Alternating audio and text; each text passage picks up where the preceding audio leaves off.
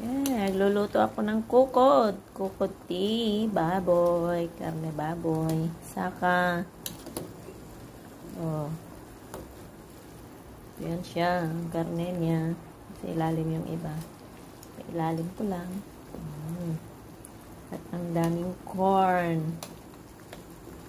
Oh, parang maraming kakain. Ako lang pala. At lagyan ko pa ng assorted veggies. Ay, mainit.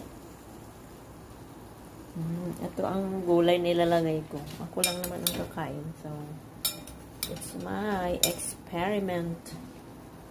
Para may green bean yan siya. At mayroong repolyo pang ilalagay dito. Kaya yan.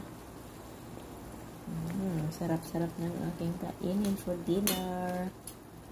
Wala aking mga amo. Kaya nakakaluto ako ng masarap na pagkaing Pinoy.